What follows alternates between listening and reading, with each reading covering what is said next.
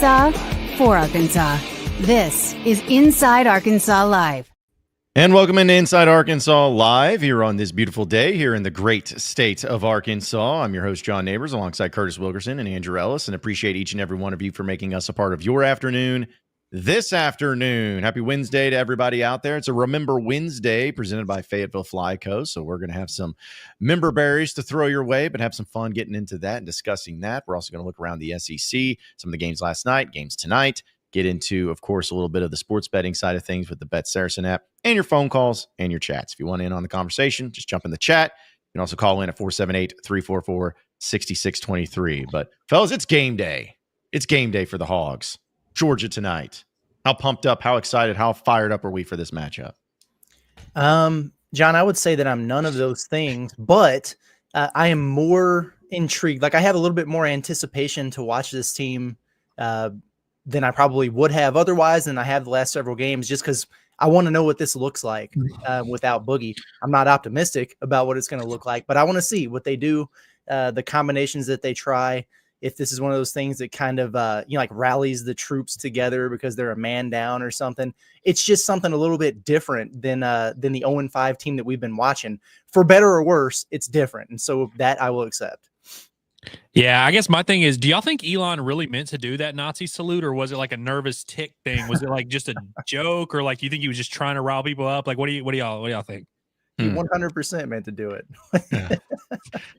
It's like we just start off that way to the show and just get the chat fired up on that. Yeah, it's not like they're not pissed off enough as it is. So, but no, I mean, listen, we're gonna have some fun with it today and talk about some fun stuff and try to make sense out of it. But of course, for those and I know we went live last night, Curtis, talking about Boogie Fland being out. I know Pod the Palace came out this morning talking about it, and we're going to talk about it a little bit more today. But as you said and mentioned, could this be the interest is there because of that, which is weird to say. And it's not like in a bad way, but just, hey, when a player's out for the season, it suddenly re-energizes a little bit of the interest just because of, hey, a guy that was averaging 34 minutes a game is no longer playing. So what is that going to look like? Is it going to be a disaster?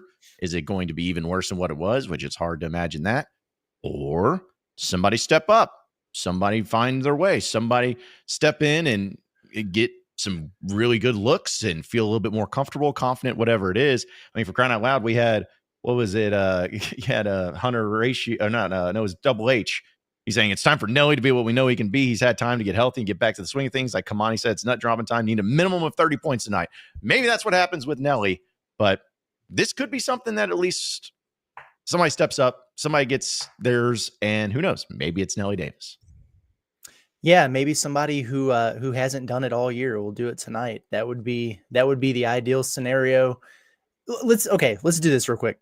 What are the possible scenarios here? Because as far as I can tell, there's like 3 of them, right?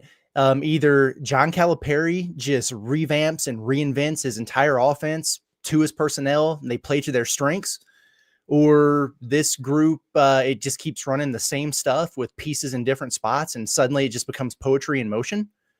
Or this group keeps running the same stuff with pieces in different spots, and it's just as gross, if not worse. Like, what do you think the more likely outcome is here for Arkansas? I made an argument this morning on the Pod the Palace that I think they'll be better defensively because of this, because I just like the idea of DJ Wagner being a bigger physical guard, guarding those adult males that play in the SEC as lead guards. He's just better suited to do that. I think they can get better on that end. I'm having a hard time seeing the pathway to where this gets a lot better for him offensively. I really don't think there's a case to be made that it's just going to magically, even us, whether it's game 1 or Saturday or whenever, that like this is really going to lead to a drastic shift and Arkansas is going to just be awesome on the offensive side of the ball and everyone's going to get their touches. Nelly's going to be a go-to guy. I do think that when you have someone go out, there is a little bit of an understanding in that locker room of like, hey, we all kind of know the circumstances. We gotta step up. And so for perhaps they've known this coming into the game. Perhaps there's a little bit of that going on. It's a little bit different than if they had lost him 2 minutes into the game. So I guess there's that aspect of it. But I agree that anybody who really thinks like the offense is going to positively benefit from this is at least putting their faith in something that We just have no evidence to point to. And now, look, the one thing is Boogie has been there for all of SEC play, and we haven't really seen any signs of growth or any signs of progress there either. So I guess if you're trying to form a best case scenario, it would be that everyone bands together tonight. They know their backs against the wall. They know their top guys out, and they all kind of play out of their minds, and they come together. They play well tonight, play hard. And then by the time that kind of runs out of gas, because usually those kinds of things don't last that long. You can't do that for 20 games. By the time they start to run out of gas, maybe they will have found some type of identity on the defensive end, like you mentioned. But I definitely think that, look, and I was kind of the one that brought it up early in the week where I was like, hey, maybe Boogie missing a game or two would be good for Arkansas. Even I am like, that is putting a lot of faith in something that simply has no signs of happening yet. Well, I'll throw this out too. And if, maybe there is an answer to this, but has there ever been an example, whether it's Arkansas or elsewhere, in basketball, in college basketball, where good teams, bad teams, a player like Boogie, who had his averages, had his numbers, so it was part of the offense as much as he was no longer with the team, and the offense got better? I know that there would take a lot of deep diving into that, but I just have a hard time remembering or believing that a player that was really a net positive offensively goes out and then the offense gets better. I just don't see that happening. And I try to think of also some other examples of Razorback players that got hurt and out for the season that were offensive players and the impact it had. When Trevin Brazile went out his first year here at Arkansas, he was, at the time, I felt like the first, second best, or maybe the second, third best offensive player on the team. And the offense took a hit. It just did.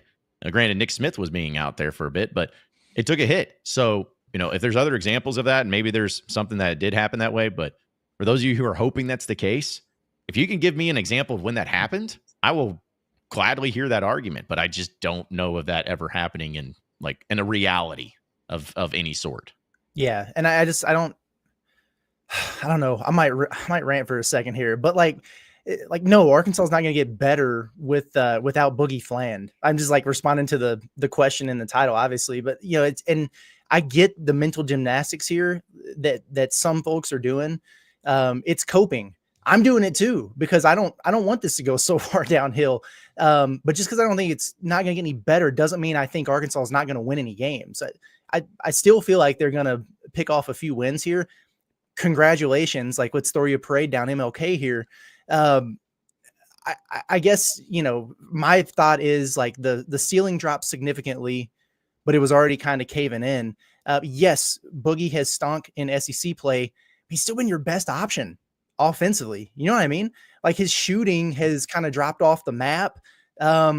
But he's often the only perimeter threat that opposing defenses have to respect out there. So and please show me who's been shooting well. Are we that excited about more opportunities for other guys right now until they show us differently? But this is a space killer on the floor. And I know that he gets into chucker mode. We've been critical of it on the post-game show, Andrew and I, over and over and over. And it gets frustrating, but he's also the only one on the roster who's capable of doing that. He's the one guy who can put it on the floor and create for you. It's who the hell is going to create a shot now when you get nothing out of your offense for the first 25 seconds of the shot clock? That's what I want to see tonight, if they have a guy that can do that. And then, some people are calling him selfish because he does that stuff, the no pass possessions or whatever from time to time.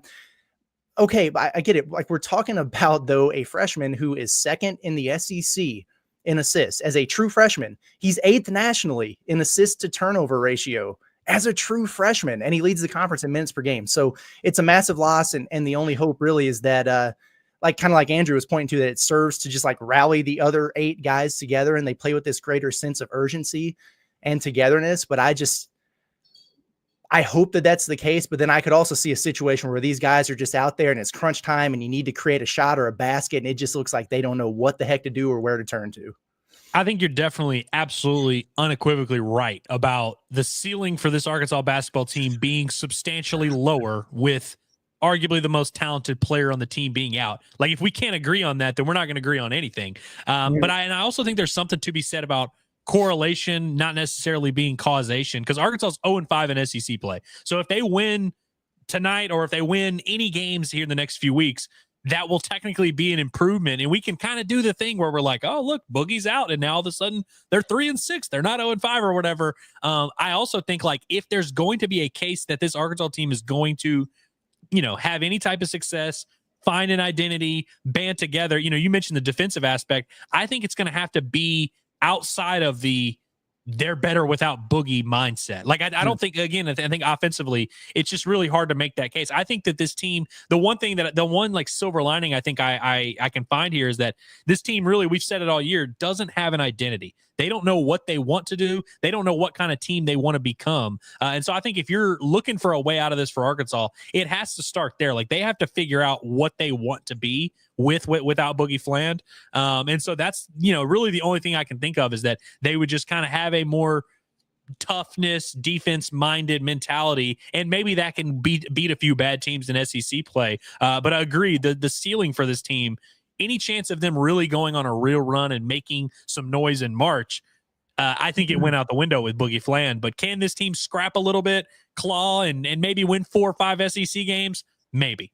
I'm just glad y'all said that, because I had somebody who DM'd me this morning was talking about Boogie Fland being a ball hog and everything, and then I said, well, he's second in the SEC in assists. Like, that doesn't tell the whole story. I'm like, it exactly tells the whole story. It quite literally does. If there is ever a stat that can be pointed to prove a point of someone not doing something, it's being a ball hog and being second in the SEC in assist. So yeah, that's just not a thing. Nobody's accusing him of being Chris Paul. Like it's not that, like, he's not passing guys open. He's not necessarily making all of his teammates better. But anytime Arkansas has had a semblance of making this thing go offensively, he's been the freaking catalyst so far. And also, and I know this is just still not on everyone's mind, but dude also shoots 83% from the free throw line. So he's like one of your best free throw shooters, if not your best free throw shooter. So for what that's worth, you're also losing that. So there's a lot to be lost into that. And I know that, there's going to be a lot of interest just on how this is going to look tonight. But I do want to give a huge shout out, of course, to our guy Logan, once again, coming in clutch. Thank you, Logan, so much. Saying, remember Wednesday sponsored by me. Well, I'll tell you what, Logan, remember Wednesday sponsored by Fayetteville Fly Co. So I tell you, but hey, if you want to sponsor Reaction Monday, well, we can get you set up with that. If you want to sponsor some sort of fun segment that you want us to talk about, it could be, we'll literally call it the Logan. Is it Coker? I'm hoping. Feels right. Yeah, we'll call it that segment. Maybe it's like Grant Cook and it's Cooker. Ooh, it could be that Cooker. That would be pretty cool if your last name was Cooker. But yeah, whatever it is you want us to talk about, we'll make it a segment and we'll have it sponsored by you. But we appreciate the super chat regardless, though, man. You're awesome. Also, Meltdown Mondays presented by. Man. I'd say I guess it could go a lot of different directions. Cats by 90. I guess a Kentucky fan, I assume. But thank you for the super chat. He says, Boogie will be out, or Boogie being out will help Nelly flourish over time. Wish y'all were Kentucky fans. Rather listen to Curtis talk ball than Jack Pilgrim. So. Thank you. I haven't listened to too much Jack Pilgrim. I'm sure he does a really good job over there, but I appreciate that. And appreciate all the Kentucky fans who mixed in amongst the ones who were, talking that trash, which is what fans do in a rivalry, who drop in and show some appreciation for what we do. That's cool. Makes you feel good. But I think that's one of the things that you do, all jokes aside, have to hope for with Nelly is clearly he has not been comfortable in his role in this offense, if you could even call it that. It's nuts to me that if you go to KenPom and look at his usage rate, it's the lowest on the team. It's lower than Billy Richmond on the percentage of possessions that they use him. That is absolutely insane. It's not what he's used to. I'm not saying that putting the ball in his hands more is going to be the best thing in the world here. It might be a disaster, but it's just going to more closely resemble what he's used to. And hopefully that just kind of gets him to play like he used to. Right. I mean, just mathematically, Nelly's going to have to touch the ball more. He just that usage rate has to go up just because there are going to be X amount of possessions and, they have to go somewhere. So it's I think Nelly's certainly going to have the ball more, and I would imagine he would score more, but I don't know if that necessarily means Nelly's going to go back to being FAU Nelly and Arkansas is going to be firing on all cylinders offensively.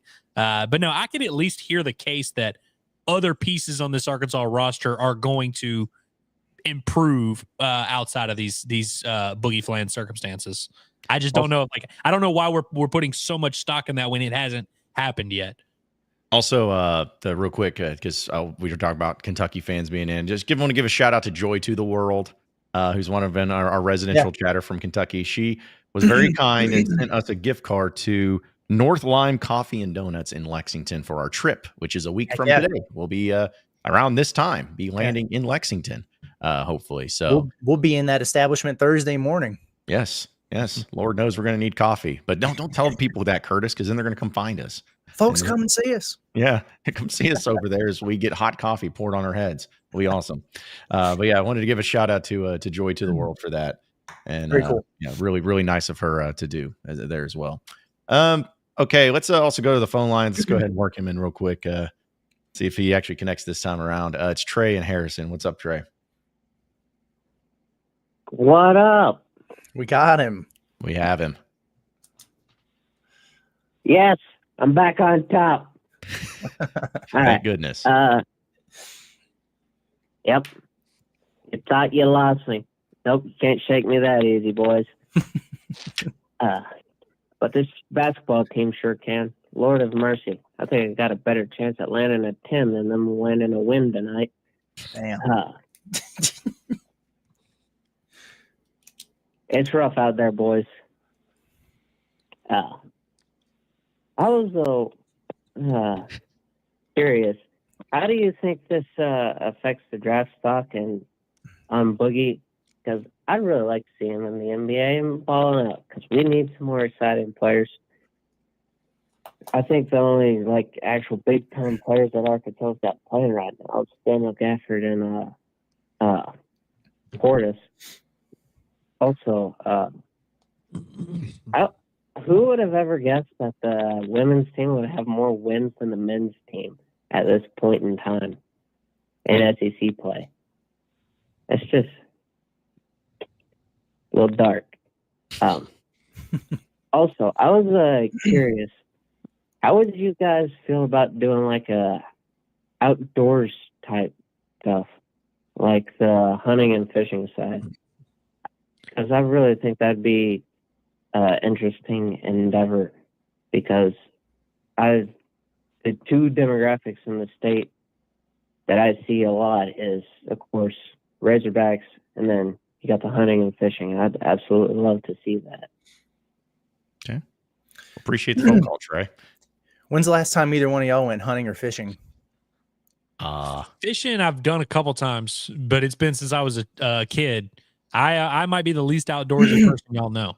They don't want to hear me talking about that. I love some fishing. I haven't been hunting since I was a kid, though. Yeah. Oh, I don't know about that, Andrew. I'm from Fayetteville, Arkansas, man. There's some outdoorsy stuff up here. What do you mean? No. In Northwest Arkansas, but not Fayetteville. Yeah. I grew up on the east side out there close to Goshen. Hey, I wear a Fayetteville Fly Co. Rod Hog shirt. I drive a truck. I go to Duck Gumbo. I'm outdoorsy. I can wear some boots on occasion. So yeah, who would not want to hear me talk about hunting and fishing and the aura of it all? I mean, come on, it's be easy. Yeah, man.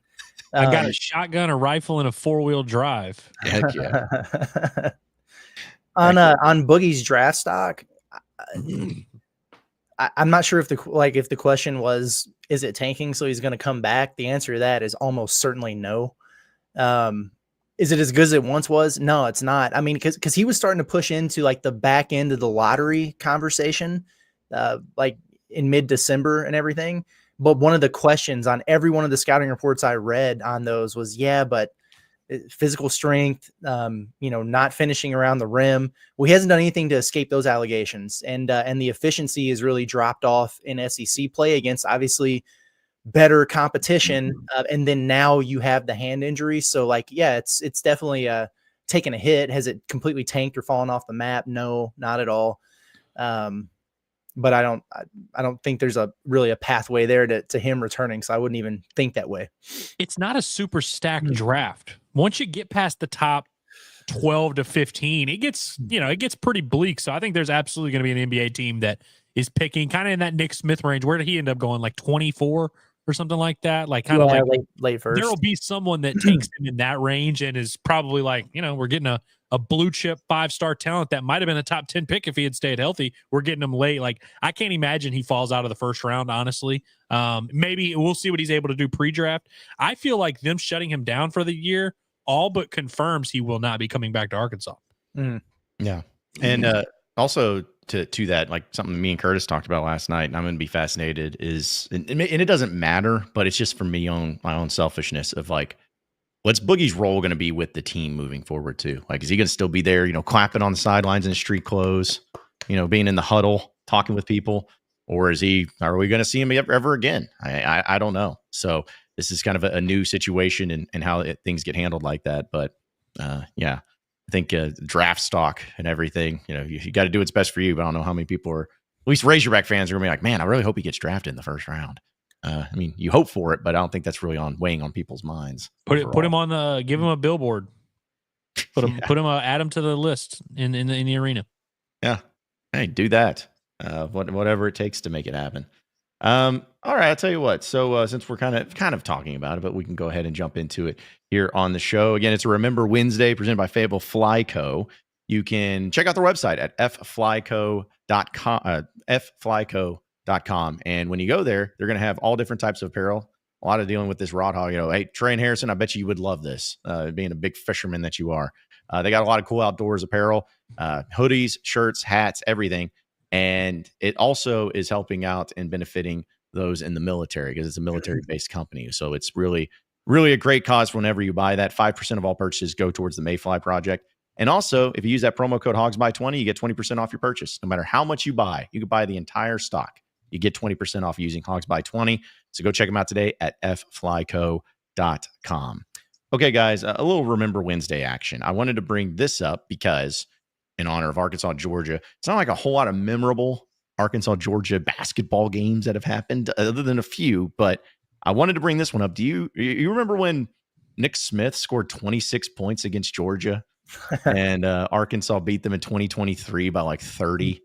And I wish I could play the video, but not only did Nick Smith have a great game, but you also had an and one by Lawson Blake, and he did the flex, like looking at his bicep with like 5 seconds to go in the game. I went back and watched that highlight this morning, and it just made me happy knowing all the weirdness. Like Jordan Walsh hit a 3 in that game, which was wild. But since Arkansas was playing Georgia and Bud Walton, that was one of those games where I'm like, oh yeah, that happened. A lot of interesting things happened in that one. Yeah, I do remember that. That was a breakout performance there for Nick. That was a big win at the time for the team. Nick, he was low-key insane out there on the floor sometimes. Remember how he would start freaking out and just go trying to pump up the crowd, like Anthony Black and those guys were like, get your ass in the huddle, dude. What are you doing? He would get yelled at for that all the time, which was hilarious. But I do remember that game. I'm thinking about Georgia games in Bud, and one that sticks out to me was the limited attendance year when they were kind of on the struggle bus. Justin Smith had been injured, they wound up. Did I steal that from you?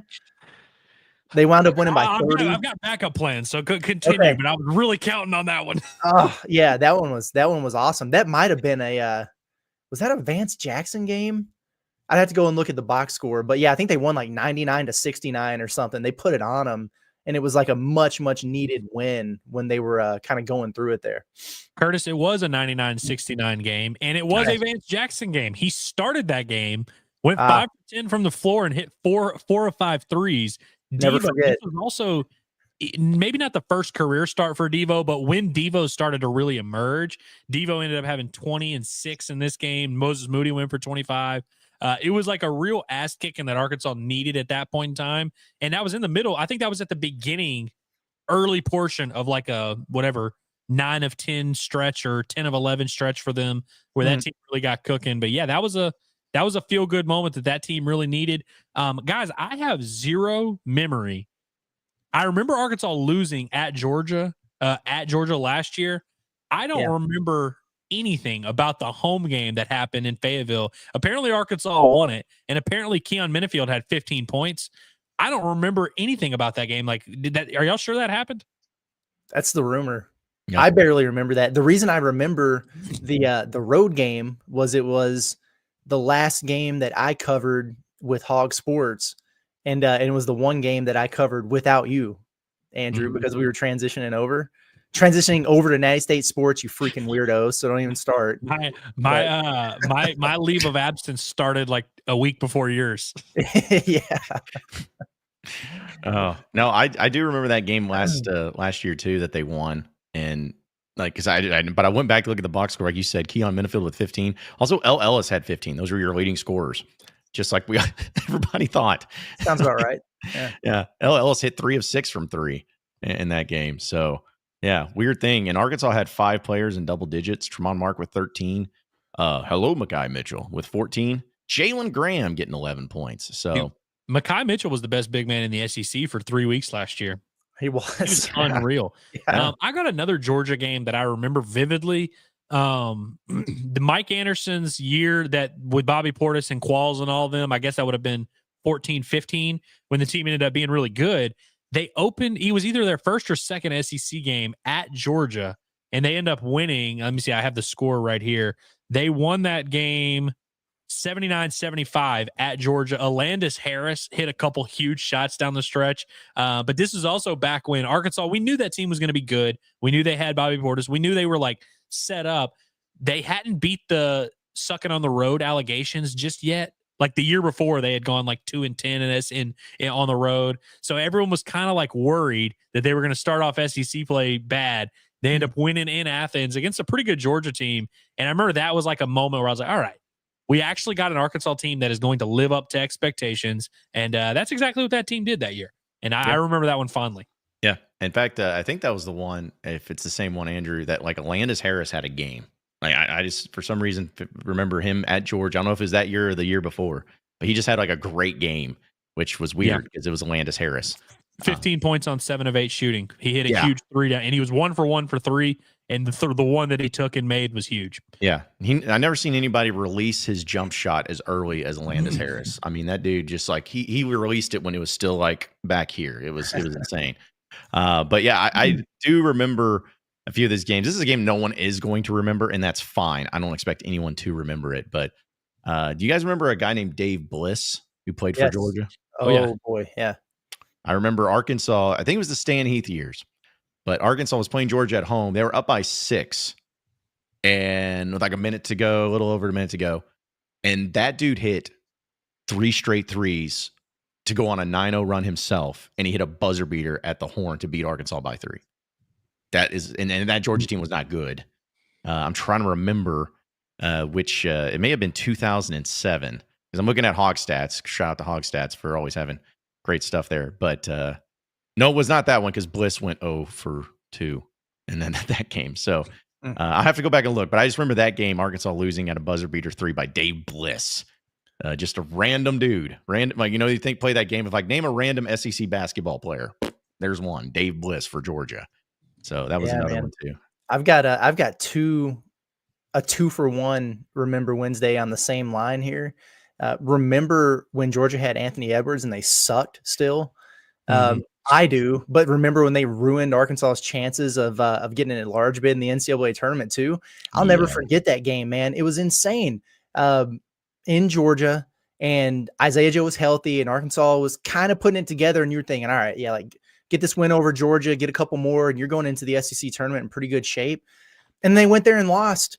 It was 99-89, and Anthony Edwards had a really good game. I think he had nearly 30 in that game, but I do know that it was Isaiah Joe and Mason Jones had 26. They had 26 apiece, and you had more than 20 from Desi Sills, and you lost.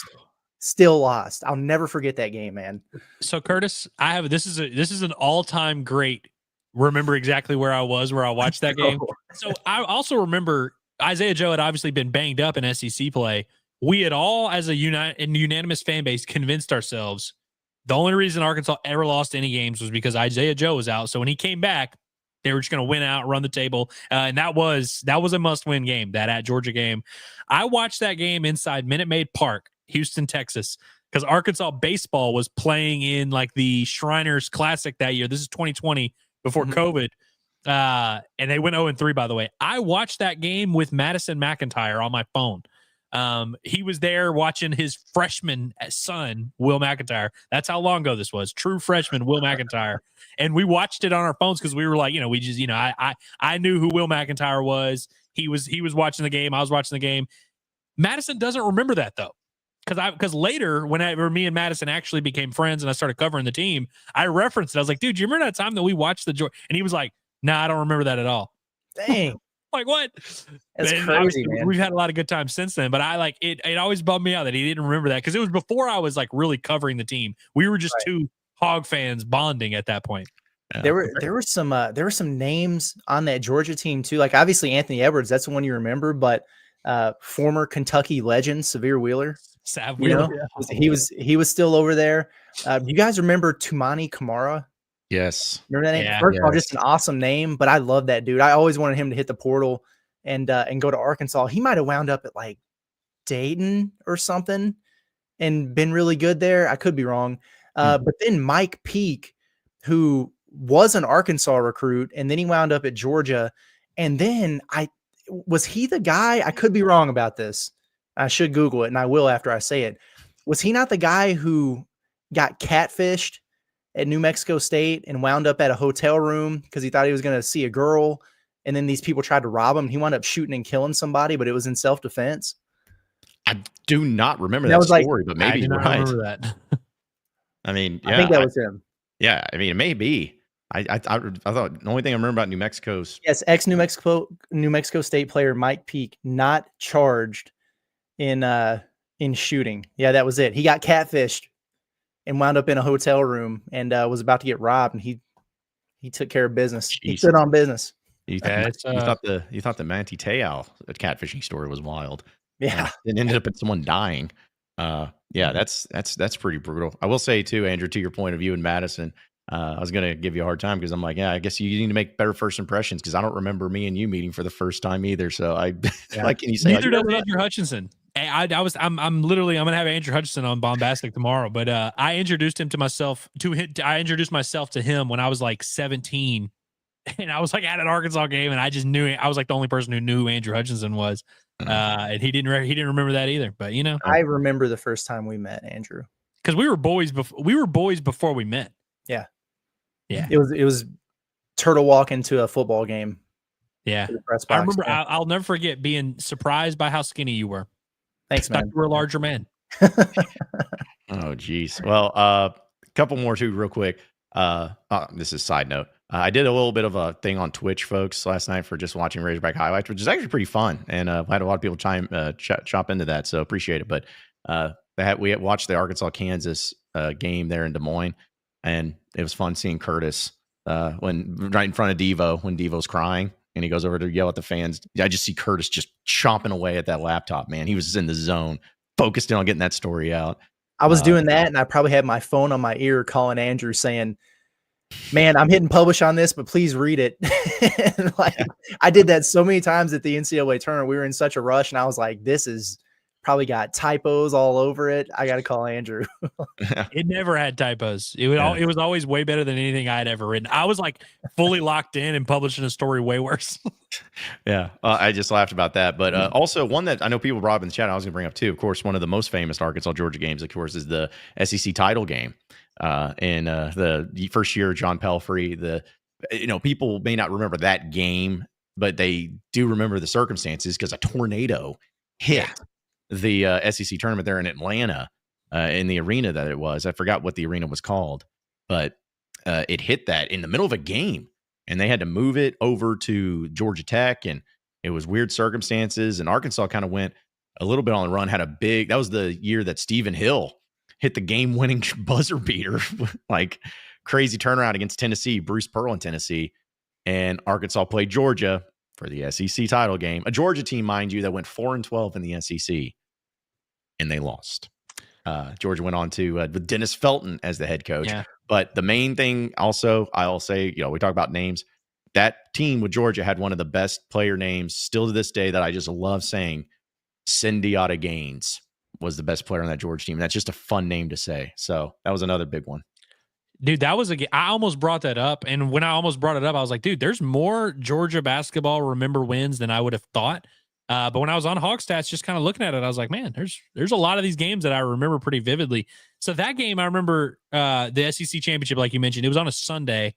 I didn't care anything about the Georgia story. Like, I was a kid at that point. Could not have cared less about the tornado. I just knew Arkansas had a chance to win an SEC championship. And at that point in my life, I don't know if I had seen Arkansas do that or really even come. I mean, I guess I still haven't really seen them do it other than here and there in baseball. But yeah, like football, they had just lost in the football championship a couple of years before. And so like I was like so fired up. I remember being at church and like so excited to go home so I could watch that game. So I was devastated. I could not have cared less about that Georgia team overcoming tragedy to make the NCAA tournament. Yeah, there was a lot that was just about that story, because I think it wasn't a 30 for 30, but it was like an SEC storied or something like that. That they did on it. But yeah, that was, I felt like that was Arkansas's best chance to do it too, because their team was good. I mean, they weren't like next level good, but that was a team that had Sonny Weems and Darian Towns and Steve. They won an NCAA tournament game, right? They beat Indiana, Eric Gordon. Yeah, they beat the crap out of the Kelvin Sampson less, because he got, with all the stuff that happened that year, beat him by 30. And then Arkansas got beat by 30 to Tyler Hansborough and the North Carolina Tar Heels, who eventually won the national championship. So yeah, a lot of things that happened in that stretch with Arkansas and Georgia in that one. So another thing I was actually going to bring up, you kind of already brought it up too, Curtis, but just remember how Georgia had like 2 first-round NBA picks in like back-to-back years, or at least 2 out of 3 years, and did nothing with them, whether it's Anthony Edwards or Contavious Caldwell-Pope. They love doing that. I feel like they had another guy, Contavious Caldwell-Pope. I mean, I don't think he made the NCAA tournament at Georgia. But yeah, I feel like there was another like really good player at Georgia that just was completely wasted. Nick Claxton, he was good. Was that Mark Fox, or was that Tom Crean during that time? I think Tom Crean coached Anthony Edwards, right? Yes, I think so. Yeah, Fox was maybe for Caldwell Pope. Okay, yeah, Georgia just randomly would have those players and do nothing with them. So, yeah, but those were crazy times too. And it's funny seeing how people remembers a few of those games too, and where they were and what they were doing with it and all that. But I hate to bring it up, but Arkansas in the SEC title games as an athletic department in general, do not look up the win-loss record. Don't do it. Don't do it. It's like 4-38 or something terrible like that. So soccer's dragging them down. For real though, like come on now. Like played in, they didn't play in this last year, but they had that stretch of seven SEC tournament title games and 7 losses to 7 different teams. Sounds like some sort of bad rhyme from The Cat in the Hat. Like that was a terrible and frustrating time for sure. I'm sorry for saying shut up into my mic. I was talking to the chat. Just wanted to say that, get that out there. Oh, I didn't even hear you say it. So I'm just reading chats that love bringing up the same stupid ass shit every day. Wow. Unfortunately, that's what the chat becomes sometimes. So, but yeah, folks, that's your Remember Wednesday presented by Fayetteville Fly Co. So check them out today at fflyco.com. Use promo code HOGS20 for 20% off your first purchase. I wanted to also bring this up as part of your Alumni Hall question of the day. Reminder, folks, we'll be there Friday, just 2 days from now, starting at noon, right there, 3417 North College Avenue. We're going to tell you about all the great stuff they have coming on. Going to have some baseball hats that are coming in for Arkansas. And I don't want to put it out there just yet, but those new little jerseys that you love, those uniforms that you love, the new unis, they're going to have those too. So we'll keep you updated on that. But we're going to tell you all the great things that they have there, as well as have some giveaways, but you can shop them online at insidearkansas.com/alumni hall to get all of your Razorback apparel needs with the ultimate Razorback shopping experience. So just asked a very simple question, but I didn't want to just narrow it down to tonight. But do you believe that Arkansas ends their losing streak in the SEC this week, where tonight you have Georgia, Oklahoma, who is one of the worst teams alongside you in the SEC? Does that come to an end tonight? And according to the Twitters, 69% say no. It does not. No to tonight or no to this week? This week. Oh, yeah, I think they're going to win a game this week. I do too. I would go as far as to declare and guarantee they will win a game this week. Mm-hmm. I can't guarantee tonight. I can't commit to tonight. I think they got a real chance to win tonight though. I do too. I'm with you though, because we just don't know what this is going to look like. There's a chance it could be a complete freaking disaster. So I just need to see it before I. Here's what I like. you're playing a game tonight. Obviously, your first game without Boogie. You don't have to travel. You don't have to do anything. You just stay home until Saturday. I know it's only a couple days. I feel like in this stretch, you've got to find something within your heart, within your mind, within your soul that equals a win. If it doesn't happen now, I'm fully on 0-18 watch. I will gladly get there. But I do think they win a game this week. Yep. I'll say this. I'll go as far as if they win tonight, they win Saturday too. They go 2-0. There you go. 2-5 Hogs. Is that what we're looking at here? Well, Georgia's better than Oklahoma, so yeah, that's kind of where I'm at too. Where I was like, I think they'll play Georgia close tonight. Maybe they win, maybe they don't. But then they're going to play a worse Oklahoma team who has no pride in the program, nobody that watches their team, nobody that cares about their basketball program at all. You go ahead and win that one. I love how these mouth breathers are in here in the chat now. Like, oh, you're pumping sunshine. Oh, confident in the Hogs now. They're going to win a game. They're going to win a game. Yeah, buddy. I mean, we're throwing them a parade over here. No, Boogie doesn't qualify for a medical red shirt. We're like 3/4 of the way through the season, and he's going to the NBA. Games. Yeah, I mean, it's January 22nd, bro. He played like 1,000 minutes. I don't think he can. I don't know if the line. I don't know where the line is, but we're way past it. I just don't even.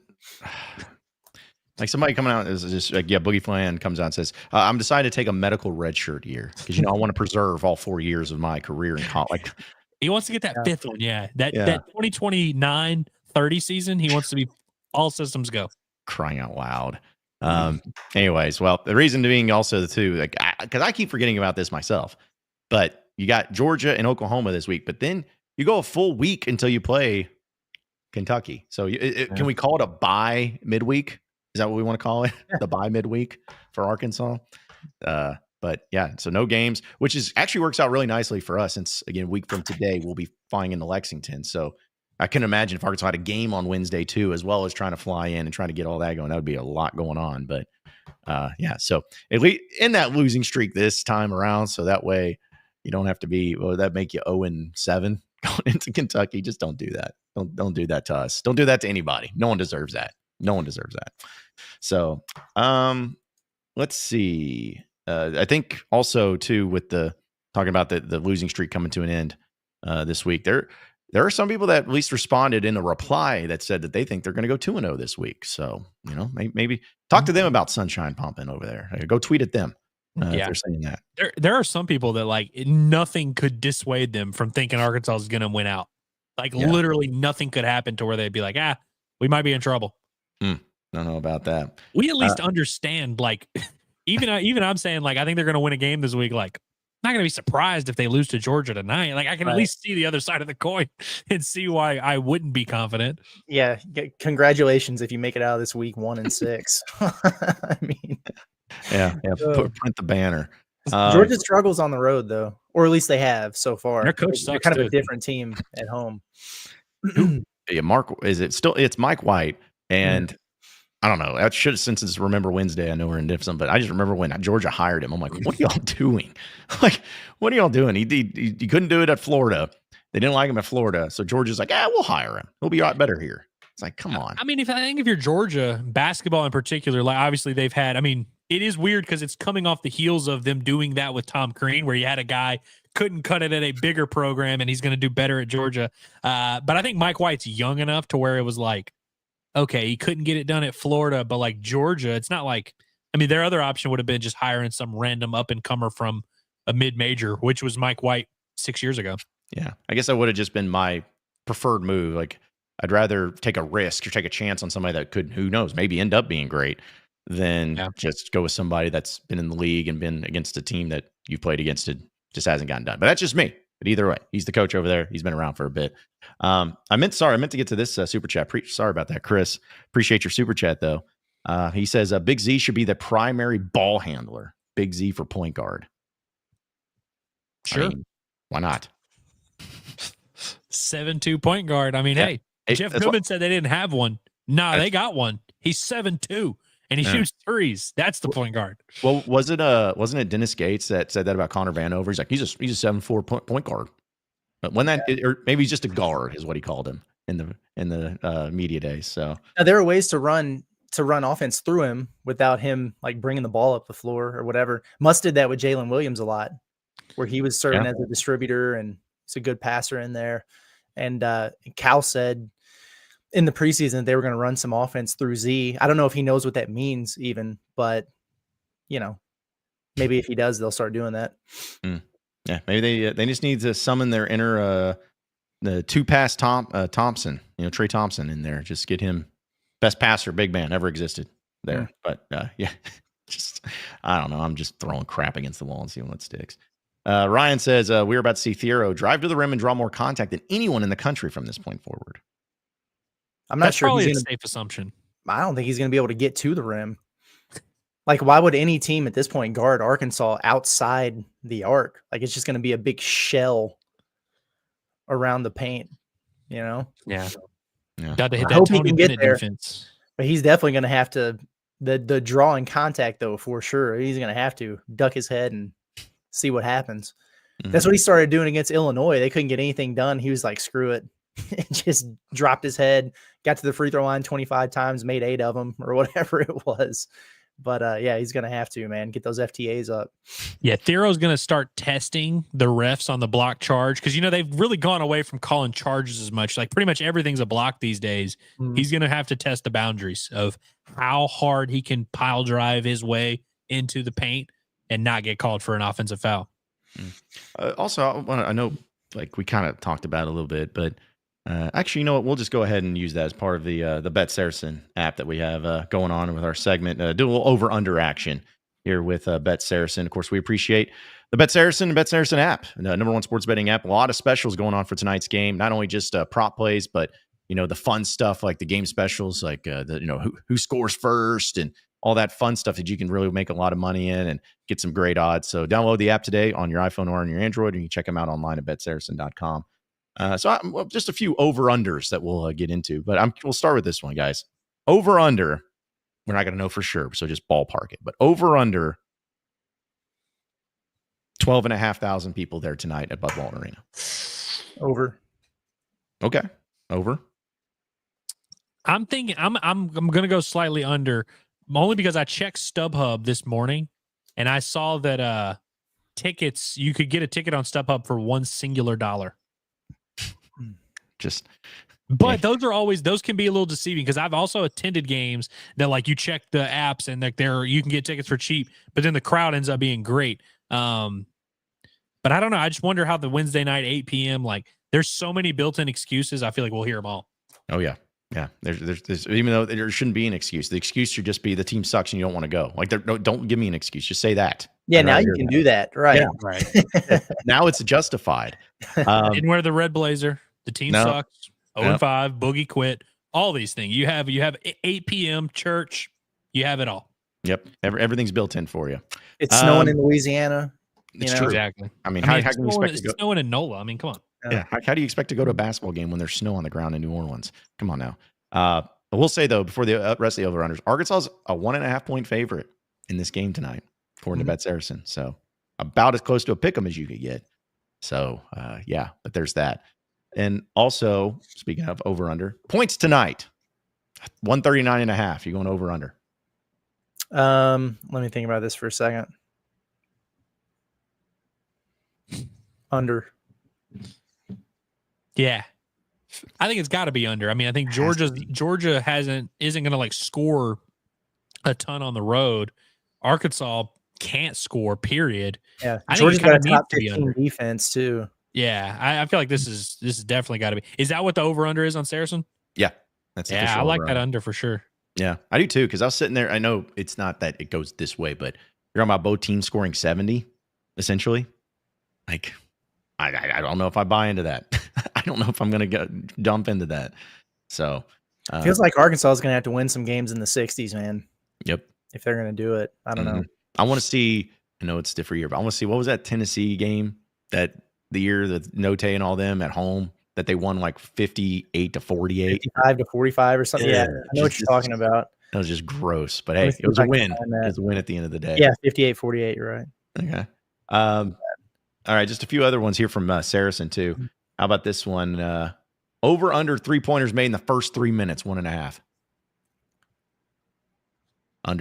Under. Georgia shoots worse than Arkansas. Which probably means they're going to catch fire tonight in Bud Walton. So I know DJ Wagner will attempt one. Yeah. yes. Yep. He will attempt one. That's guaranteed, man.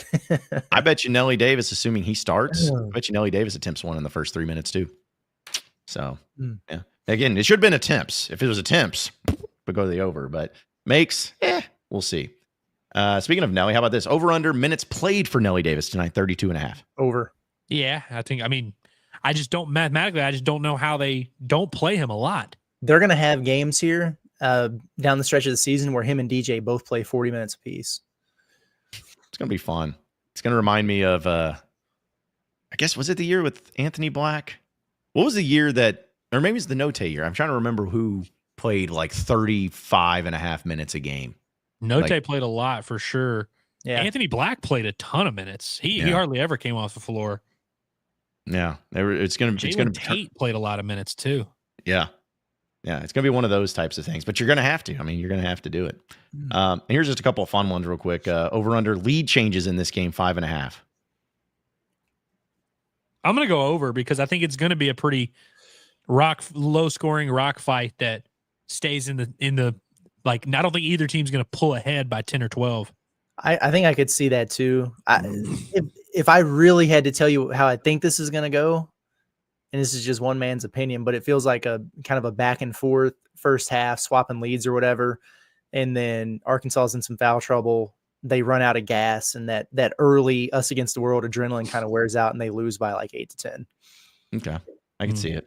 So do you like that one more than the over under times tied at 3.5? I might go over on that too. Yeah, I might too. 2 to 2, 4 to 4. Yeah, because I'm like, you get like 4 or 5 in the opening stanza. Yeah, yeah, and these are all ones from Bet Saracen, folks. So if you really like these, you can go check them out right now at betsaracen.com and download the app. Just a couple bonus ones about specific players. How about some of these high odd ones? Adu Thiero over 11.5 free throws attempted and over 1.5 block shots, plus 325. Wait, what was it again? Oh, with the first part? Over 11.5 free throw attempts and over 1.5 block shots. Yeah, man. I'm taking that. I'm taking it. That's probably a safe one. Yeah. Yeah. I'm taking that one. And honestly, I'm probably going to take this one, and it's stupid, but I think it's good. Plus 300 is Big Z over 2.5 block shots and over 7.5 field goals attempted. Because I'm telling you, if he hits that first or second three, he's going to be feeling it. I'm taking that. I think he's going to start. I think he should, and I hope that he does. But I just feel like they can't do the thing where they don't play him because of matchups and like, oh my God, a team's going to run pick and roll, so we can't play. No, like you have to have him out there for any kind of floor spacing. You're just going to have to sacrifice some. I feel like to have that offensive potential, I bet he's getting them up in this game. I do too. I mean, hell, we've been saying all year, like, oh, hey, Big Z, he might be the best shooter on the team. Now that Boogie's out, he like is the best shooter on the team. Like he's your best outside shooting threat. So yeah, you got to play him. The only starting lineup tonight. Were you thinking it'll be Nelly, DJ? I feel like there's someone I'm missing there. Thiero. I guess there's no other guard that could start though, huh? Brazil and Z. Knox is what will I have. start. Him and Nelly can't start in my opinion. Cause like they're the only ball handling options, DJ and Nelly and Carter. Like they're the only guys who can come close to handling the ball. So it feels like one of them's got to come off the bench. I know that they're trying to use Billy Richmond at point guard. I refuse to call him a ball handler until I see him get the ball up the floor without dribbling off his knee. That's going to be weird. And I think what Cal is talking about is like, he's a guy who does a good job in practice of like initiating the offense, pass, move, and just kind of get things going. But just like inbounding the ball to Billy Richmond and having an SEC guard pick him up 94 feet or, bringing a run and jump at him or something. I don't know how great I feel about that one just yet. I think this Arkansas team needs to go like Bellarmine a couple years ago. Just don't pass at all. Just swing the rock. Swing the rock, have 500 passes and nobody should dribble. Hey, listen, at this point, like anytime someone brings up something that they think or maybe sarcastically say is a ridiculous type of thing, I'm like, no, just do it. Why not? Like, again, what's the worst that could happen? You lose because you keep losing anyway. So why not have some fun? I love the Kentucky fans that keep bringing up stuff that no one's talking about. Like nobody said anything about will DJ Wagner be on the bench? Like he's the one guy you kind of have to start. It's like, don't forget, Reed Shepherd was on the bench last year. Don't forget. There were a lot of like we tried to warn you or we told you so. One thing that Arkansas fans definitely listened to and knew and believed going into this was that DJ was going to start and he wasn't coming off the floor. We believe you on that one for sure. Right. Mm-hmm. Absolutely. Absolutely. All right. Let's see. There was something. Oh, yeah, I like this from Blind Squirrel Sports. He just says, hope I'm wrong, but I think Arkansas wins this game on a buzzer beater. And this is the Georgia fan, by the way. Yeah. Yeah. That'd be awesome. Funny, but it's like on a buzzer beater. I don't know. I don't know who would hit that buzzer beater. Like if you found out that Arkansas was going to win on a buzzer beater tonight, who you banking on to be the one that actually hit the buzzer beater? I mean, would Big Z. Yeah. DJ. Big Z inbound, like a sideline out of bounds. I think, yeah. Big Z comes off. Yeah. That's the guy. Comes off what? Here's any of their inbounds package. It's just Big Z doing this. Yep. Well, it's not like you have to run that crazy of an action. I mean, he should be able to get the shot off, right? Mm-hmm. You would think, yeah. Yeah. It was crazy against Missouri how they just got wide open three after wide open three, and then Big Z's just casually blocking every other 3-point attempt. Like he's the one guy who's contesting out there. It was nuts, man. Maybe they do sideline out of bounds and they have Big Z flash like he's going to the 3-point line, but then kind of loop around, little tip in at the buzzer. Would they? I guess the other thing they could do is start Richmond at the 3. Could happen. So Nelly, Wagner, Richmond, and then Thero and Big Z or something. Yeah. Like I'm not advocating to take Trevin out of there. Just, I don't know. I was just thinking about other possibilities. If you're really trying to shake it up, like something you haven't done, Thero which will be the case anyway, because Boogie's not playing, but you get what I'm saying. Thero at the 2, Trevin at the 3. Or no. Yes. Yes. Z at the 4, A2 at the 5. Let's go. And DJ at the 1 because he's got to start. Yeah. Yep. Has to start. I just hope it's like, I hope if a buzzer beater gets hit, it ends up being like Carter Knox, just somebody random. It's like nobody's gonna bank on. Hits just a game winning floater, something crazy. How about that? Bank it in. How about he do the Mason Jones at Georgia Tech? Bank it in. It's been a long time since Arkansas had a bank in buzzer beater. So tonight's the night they finally get it done. It's Rogers even saying, do we see a bench dweller make the court tonight? Okay. I think that I started this one. I'm going to say unequivocally no. And the reason I'm saying that is because like they didn't even get in until they were up 70 against Maryland Eastern Shore. You know what I mean? Like it just does not seem like something Cal's interested in. Over and over, he's been like, hey, we played with 6 that year at UMass. So that's what we got to do. It's what we got to do. It just seems like, I don't even know if he recognizes those guys as part of the team. It's like, I just don't see that. However, I wouldn't be entirely opposed to Cash Chavis getting a couple minutes here or there. Did Cal used to do that with Brad? Like every now and then? Just get him in there a little bit, just because. I mean, hell, he was a top 150 guard. You know what I mean? Like he's not a complete bum or whatever. The dude was signed at Washington, so like it's not like he's never played basketball before, but he is a league guard. He is a ball handler. Just somebody. And you say whatever you want, like, hey, dude, don't shoot the basketball or whatever. Like you're in here to defend and dribble and pass for a minute. But I don't think it's the craziest thing in the world. I just don't see a world where Cal does it. Curtis, you remember back in the offseason when I kept sending you all those tweets from like those Twitter accounts would be like college basketball report, and it would be like Arkansas's key additions, and they would list people like Melo Sanchez in there. Yeah, I blame those accounts for a lot of this dialogue and discourse because I think people saw that and were like, "Oh, we've got this awesome guy," and so now you just have this obsession with the end of the bench that everybody feels like there's something weird going on and they want to know. And so I think maybe Cal should just play him just to show everybody like, hey, this isn't some conspiracy going on here. Yeah. There is a constant tradition that I hate more than anything. And it's the yearly, even if the team's good or not good enough or whatever, but there's always a player that everyone chooses as just being like, this player X needs to play more and needs to get on the court and all of that. It happens every single year. Mhm. And it's just like, I get it, but at the same time, I just want to tell people to, well, I won't say it, but I just get really upset and frustrated. And it's a tale as old as time. It happens every year. And it's for football too. Like, it's not just for those sports. Like, I mean, baseball, he's even had some. If I had a nickel for every time that someone was like, hey, what's up with that Jay-Woo Chu guy? How come he's not getting it? It's like maybe because he's just not good. Like, can it not just be that? Like, do you think that these coaches are just a bunch of morons that are just, well, we got this guy that's really good, but we're not going to play him because we don't want to play good players? Like, jeez, it just kills me, man. We didn't need a Jay Woo Cho ricochet shot. What was that? What was that, man? I'm sorry. It's just the one that I was the most recent, I guess. So I remember he gave up a bomb in a scrimmage this fall, and I was like, damn it, that's it.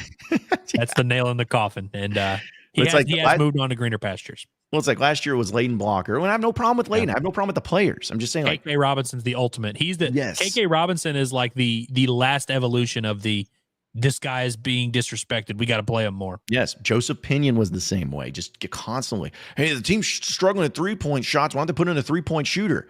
Maybe because he can't play defense. You know, like, it just is frustrating to me all the time. People go crazy with it. So I'm thinking about Kentucky here, and it might have been 2021 or 2022. Maybe it's 2022. And I don't know how much he played early in the season, but I remember he barely played at all in SEC play. And then they gave Bryce Hopkins some run, and he popped off on somebody. I can't remember who it was, but he had a huge game. Everybody was like, why the hell is this guy not playing? And then he really just like didn't play the rest of the year, I don't think, very much after that. Because I feel like they played Arkansas right after he had this huge game. And I was like, oh, I guess I better put him on the old scouting report that we do over at Hog Sports. But it just made me think about that. And that was different because I'm sure he was a highly regarded recruit and everything like that. But then he went to Providence and was like a freaking All-American. Now he's been injured and stuff, but it was like, I don't know. Yeah. Also, I would push back a little bit against this notion. He's like the sixth man at Arkansas State, and he's having a nice year. I think sometimes people need to go to the levels. Like KK, for example, went to Little Rock and had a nice little run after it didn't work out for him at Arkansas and A&M. Sometimes you just kind of need to do that. Like, I feel like Pinion is at the exact spot he needs to be in, you know, a top 6 guy on Arkansas State. And look, Arkansas sucks at basketball. I'm not trying to do this thing of like, oh, he's not good enough to play here at Arkansas. But I feel like if Arkansas is recruiting at the level they should, you know, I feel like it worked out for everybody, right? Yeah, it's a revisionist history, and you could do this we could do this all day. Hey, it's like Nick Starkel goes to San Jose State and balls out. Yeah, Nick Starkel proved that he could win and be a great quarterback. It's like, yeah, but you go to those levels. It's the same thing. You have to do some of those things and go to those levels. Which randomly, hey, shout out to Ty Story, getting an offensive coordinator position, former Razorback at Bentonville. So the prodigal son returns. What was it? Charleston, I believe, is where he's from. Yep. Down there. So yeah, shout out to him.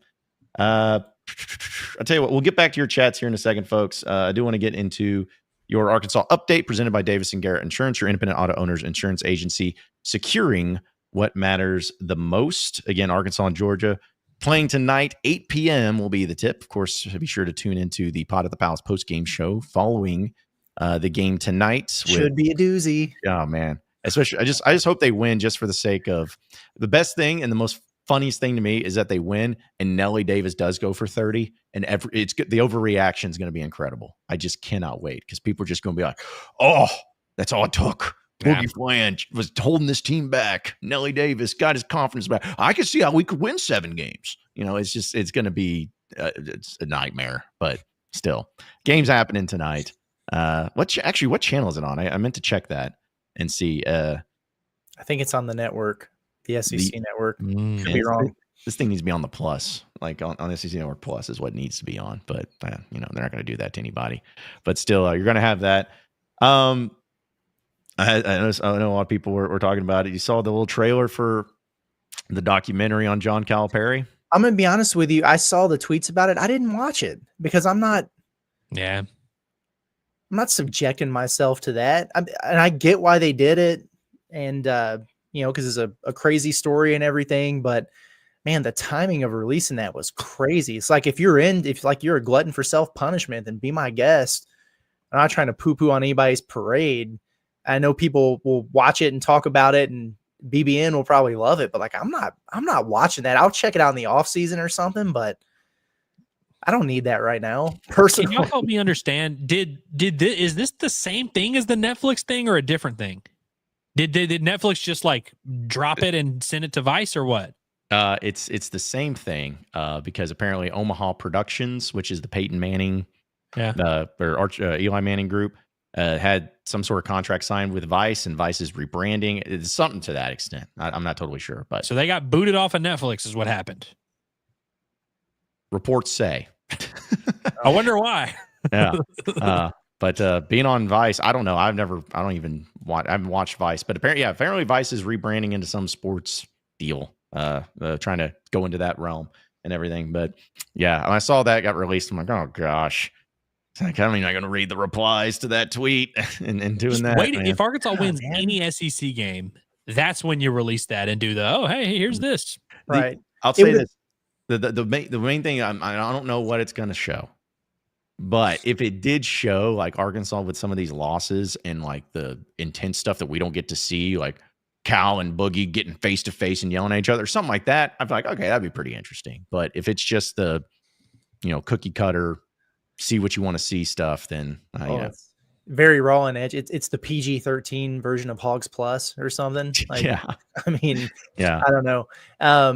Gosh, man, I just I would have been really excited about that. I wish they would have dropped it over the break. Like they played one game or something in 19 days. Like drop it then. People were still excited. It would have been cool. And I don't know. They probably didn't have it done or something, but it's tough. I'm sure they're not happy about it either, but they put all the work and resources into it. So they're like, well, maybe they're striking while the iron's hot, and it'll be people who hate watch it. So yeah, you just got to hope it's like one of those Last Chance U seasons where it's like just entertaining because it's like the chaos of it.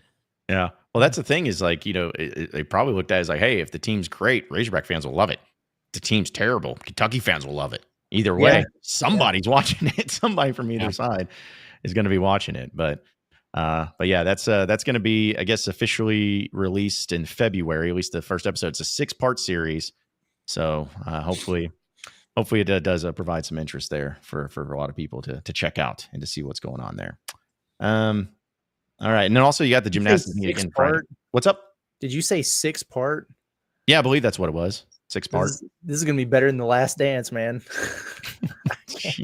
Yeah. It's going to be, it's just like, I hope it's not, like what was that special that I watched and I hated it because it was supposed to be really good. It was a sequel series. What was it? Maybe it was Last Chance U, where it was like the final year where they did it at some JUCO in California, but it was like really well ran and organized. I'm like, I don't want to see that. Like, I don't. It was just boring. It was like just a boring 8-2 JUCO team. It was pretty. The basketball season of Last Chance U was actually really solid.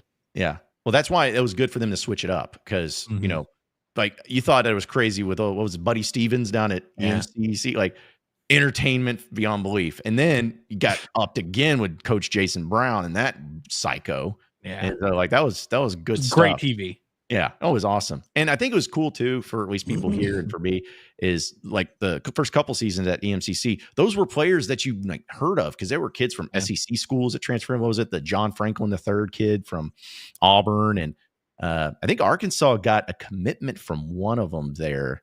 I'm not talking about Rakeem Boyd. I know that, but like at EMCC, they got a commitment, but he never made it to campus. I could be wrong about that. They had a D lineman too that ended up like flipping on signing day. And I think it was one of those, I think there was maybe like a coaching staff switch. It was when like maybe he was committed to Bielema and then didn't go. But yeah, he ended up going to Tennessee. Emmett Gooden. Yes, that's it. I think that's his name. Mm-hmm. Yep, that was it. Because I remember at the very end, it shows their like futures or whatever. It's like, he's currently committed to Arkansas. I was like, oh, not anymore. Apparently the basketball season is when they got that clip where he's like, we are African Americans plus Mark. And there's like just the one white guy sitting there. It's classic. Oh man. Yeah. Also, Gymnastics meet on Friday. Apparently, that one's. I'm going to be curious. That should have been a great question. Like, who's going to have more people in attendance at Bud Walton tonight for Georgia or the Gymnastics meet on Friday? Well, I referenced that there's $1 tickets for basketball tonight. The cheapest ticket I could find on StubHub for the Gymnastics is north of $50. Sheesh. So high demand there for Jordan Weber and welcoming in the LSU Tigers. There's somebody on that LSU gymnastics team I've heard of. Olivia something, but I wouldn't know. I don't pay attention to such things. So yeah, should be a lot of fun. Should be really good. All right. Also, every time I look at the chat, it's just melting down. Let's go to your SEC update presented by Rhoback. Go to Rhoback.com. Use promo code HOGS20 for 20% off your first purchase. A few things that happened in the landscape of the SEC. We had some games last night. Alabama just put it to Vanderbilt, 103-87. That game being played in Tuscaloosa.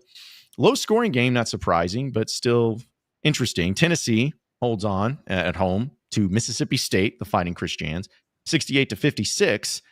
And I guess you want to call it an upset, but Missouri, 22 in the country, goes on the road to Texas and loses 61-53, which had a highlight alley-oop dunk by a former Razorback, Tremont Mark. How about that? Yep. Good stuff. And I was got going to see, before, man. Yeah, what was Tremont Mark? Yeah, he ended with 3 points, but that one field goal that he had, that was big. Texas needed that win, man. What are they now? They're now 2-4 in SEC play, I believe. Mm-hmm. So, like, if they had lost that game, it would have really got ugly quick for them. Mm-hmm. I think that Texas is going to have to hire a real coach soon. Like, I don't think you can do the interim game for too long. No. Also curious, this is just random, something I thought of. Has every SEC team been ranked in the top 25 at some point this year? I think they have. I don't know bet if Vanderbilt South Carolina made it. I thought South Carolina, I thought they made it in the very beginning, but yeah. Yeah, Vanderbilt's probably another one. We got a graphic, and it was like 5 or 6 years ago, Arkansas, Kentucky, and maybe 2 other teams. It was like only 3 or 4 SEC teams had been ranked the whole year. And so now you're looking at where like pretty much 12 teams have been ranked at one point or another. It's definitely a different world. Did Vanderbilt not get in this week?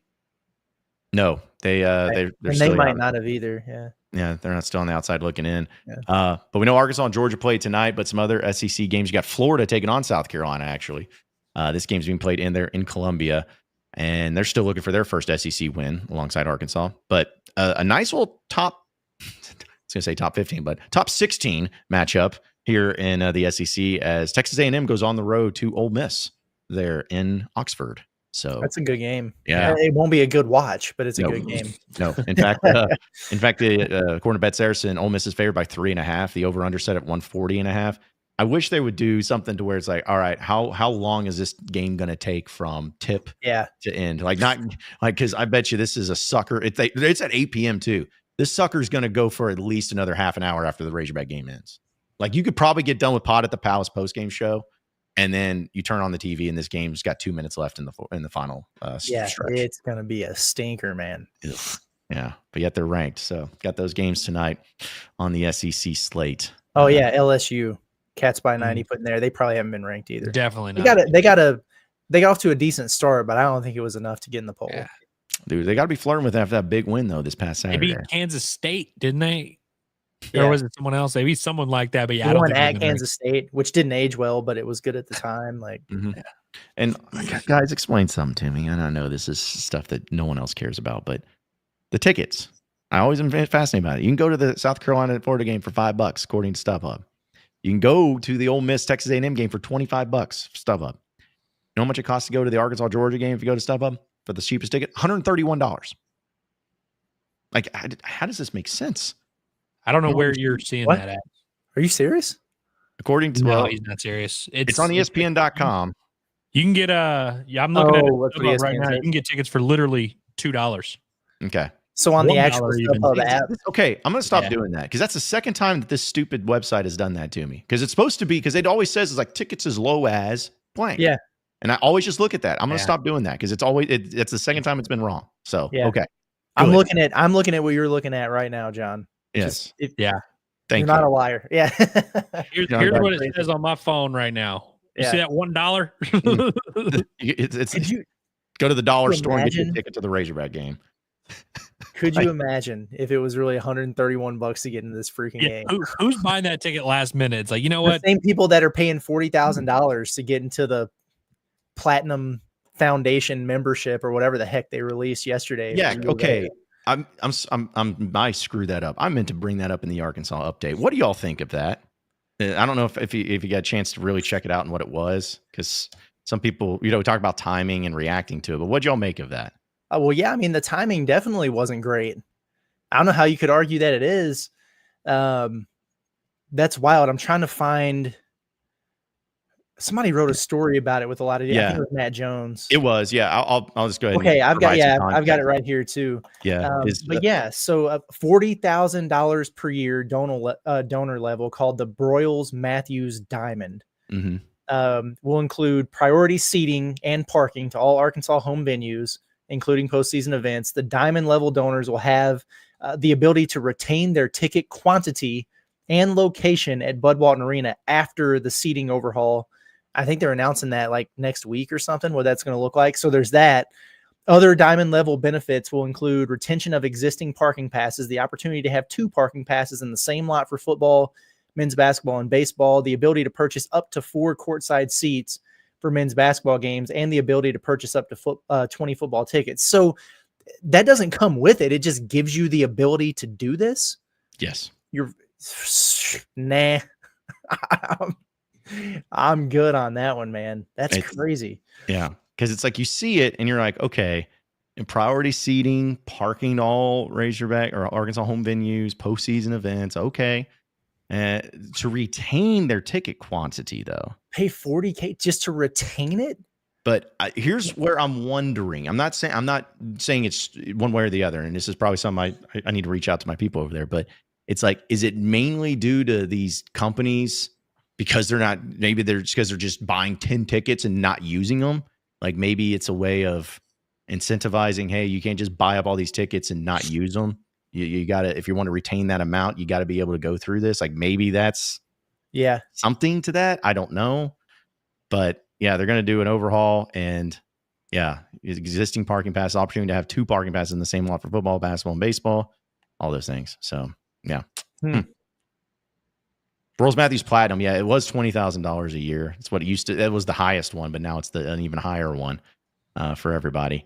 And it's Broyles Matthews Gold and then Broyles Matthews Silver. And then you other people are just a young alumni, $35. Get out of here. What are you going to do with that money? So, yeah. Here's my thing is like, I get it. It's bad timing and all of that. But at the same time, it's not like they're not raising the prices on anybody. If you're already a platinum, you can stay with a platinum. They're not doing anything like that. I'm just wondering if anybody's being like, man, I'm willing to donate more money, or I need to be at this level for that in order to get these extra incentives. Like maybe there's something that I don't know, but timing is everything. Yeah. On that, especially with like NIL and like, because I don't even know if the Arkansas Edge exists anymore. I haven't seen diddly from it for promotion and marketing. Nothing about that, man. No, like that thing's dead. Thing's dead like disco. You can't even see it or know anything about it ever again. So, but yeah, thank you for bringing that up. I meant to do that, and it just wasn't the case. So, but yeah, you can get into the game very cheap tonight, folks. Apparently for $1, you want to really jump in if you can spare the change. Yep. Like if you just dig into your cup holder and get some spare change that you have inside your vehicle, you can check it out. I was trying to see of what would be like the best seat that you could get, because I'm looking at just the lower bowl and some of the seats there is just nothing. But yeah, if you wanted to, oh my gosh, if you wanted to sit literally on row 6, courts like on the right there, smack in the middle behind the scores table. All that, row 6, you're paying $50 a piece for a ticket, which is like, I'm not saying anyone should do that, but that shows you how for an SEC game, $50 to basically hear what John Calipari is saying every single second of the game. Yeah, it's pretty brutal. That is a brutal, brutal thing. All right, let's see. I guess we can get to some of your chats if you guys are being nice and calm and chill. Maybe we'll see. Hanging in there. Yeah, they're hanging in there. Yeah. How about this? Oh, this is for Andrew. Andrew, it's from Trey and Harrison. Who is your favorite baseball player on the team this year? So I've thought a lot about this. I mean, favorite is obviously subjective.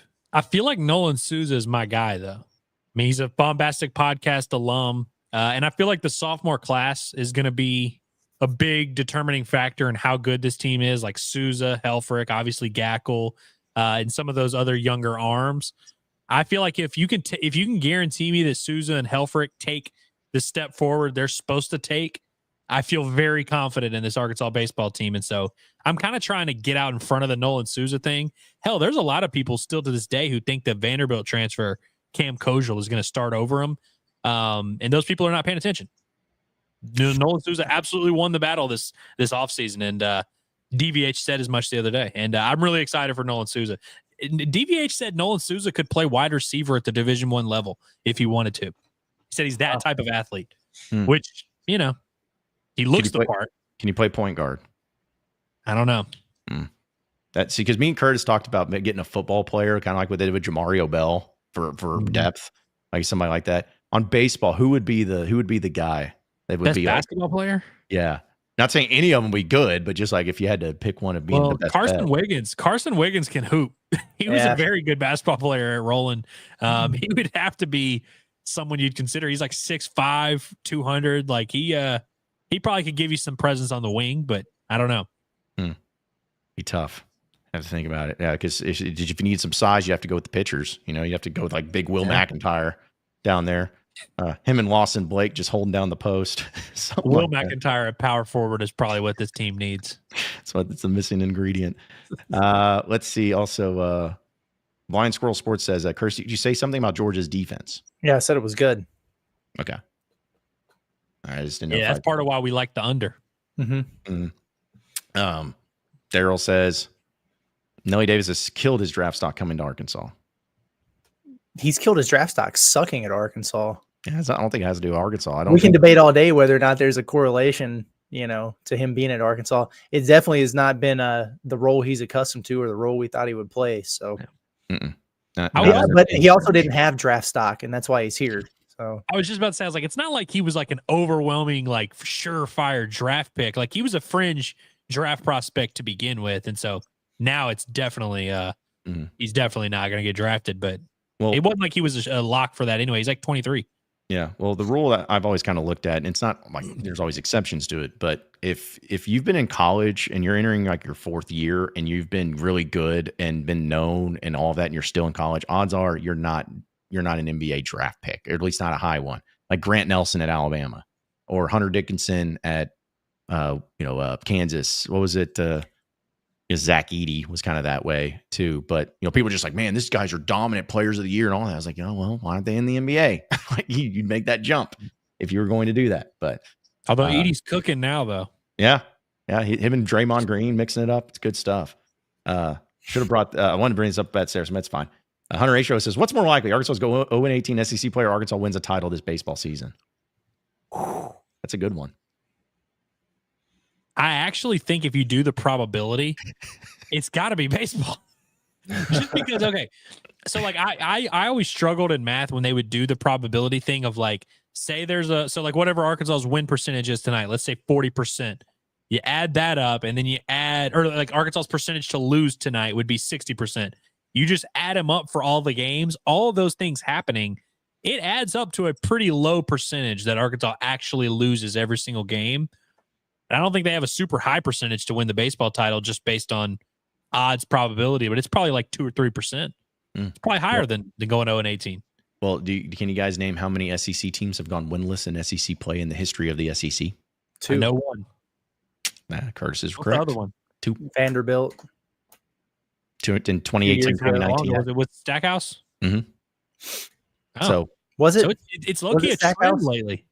Okay. Yeah, it was Stackhouse. Yeah, so that's because I feel like Arkansas always loses to Vanderbilt. We know they didn't that year. They did beat Vanderbilt that season because they went over. But yeah, the point is, it's like good news, bad news. Good news is it never happens. It's only happened twice in the history. Bad news is both times it happened pretty recently. I think it was Bryce. I thought it was Bryce Drew because I thought he got fired. Right. You are right. It was Bryce Drew. Because I just remember the discourse about, like with Dennis Gates last year, was like, this has only happened one time before, and he didn't keep his job. So, yeah. Because you're right, because I want to say that Stackhouse had a year where they went only like 2 games. Like it was pretty close. Oh, Or I maybe they were believe like that. started 0-11 and got close. Maybe something like that. But yeah, you're Hey right. guys, I've got a new segment I want to pitch to y'all. It's called Comments from October. You ready? Yes.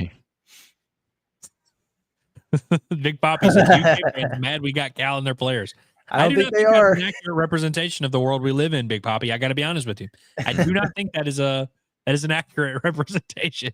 I don't think they are. Nope. In fact, if I just really hope that you're like kidding, you know, like I hope you're joking with that type of thing. That's what I'm hoping for, but probably not.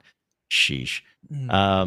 I wanted to bring this up from Michelle because it just made me laugh. We're about to wrap up here. She says, "Why do I picture Fogel from Superbad when Trey and Harrison calls in?" He responded later and said he low key does look like Fogel.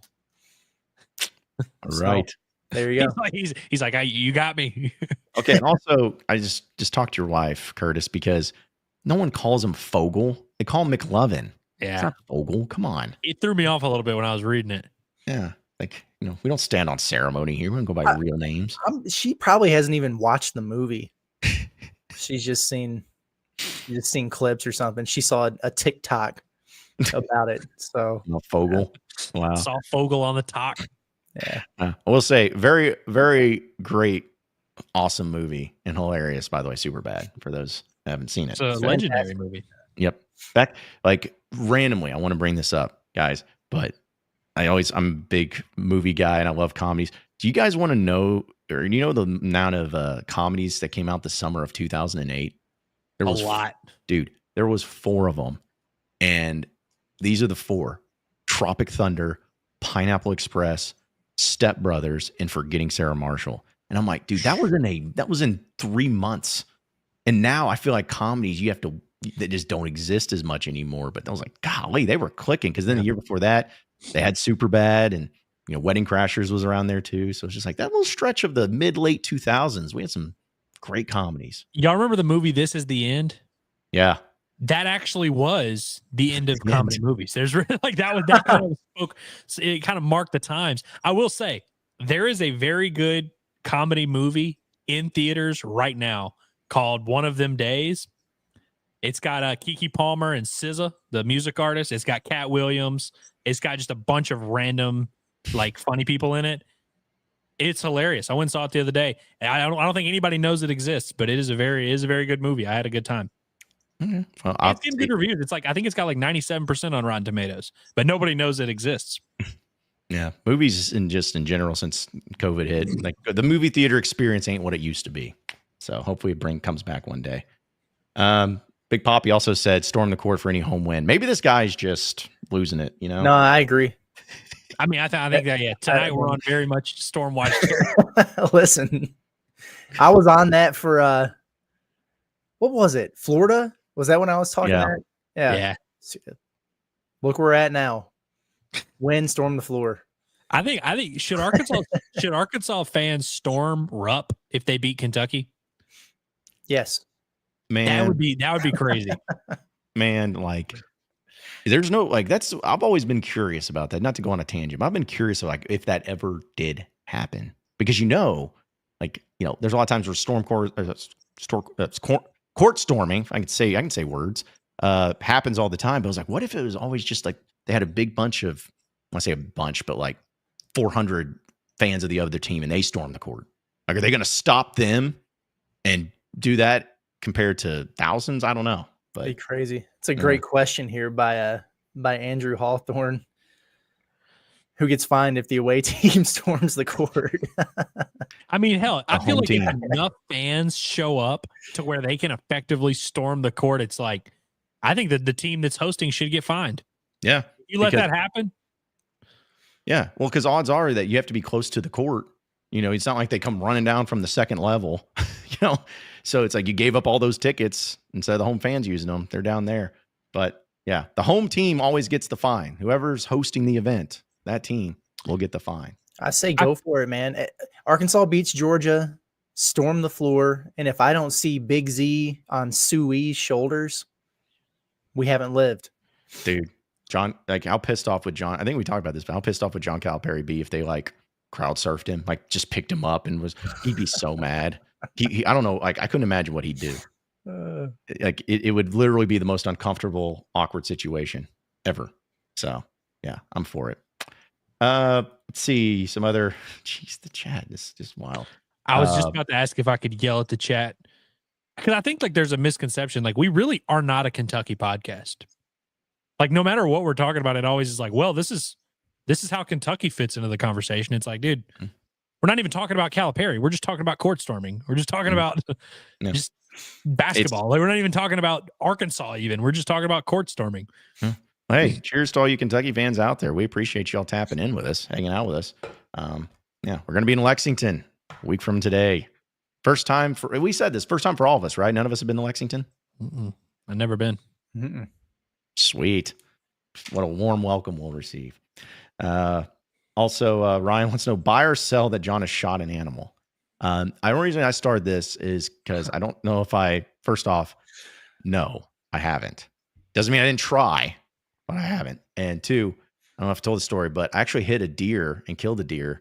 Well, I mortally wounded a deer with my truck with my ex-girlfriend that was in it. And I was just like in shock. Like, it was in the middle of the road. It was still alive. It's really one of like a sad thing. I didn't know what to do. And like, when I'm just sitting there in shock, my ex-girlfriend opens the door and she's getting out. I'm like, what are you doing? She's like, well, we got to put it out of its misery. She pulled out a gun that she had in her purse and like walked over there, took care of business, and did all this stuff. And I'm sitting there and I'm like, I don't even know what to say. Told that story on the radio and everyone's like, oh, did you hold her purse while she got the gun out? It's like, yeah, I did. But my point is, no, I have not shot an animal. I did hit one with my truck. So you were an accomplice to a murder of an animal. Yep, I sure was. Crazy. Should have been standing there. Let's see.